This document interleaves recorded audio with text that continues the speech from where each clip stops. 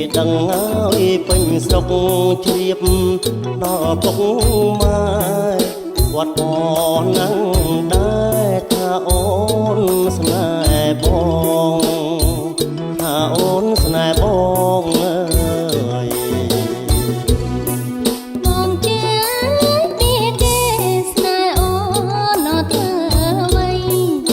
រំដួលលើយដីថ្មីព្រឹងក្ដីនកូន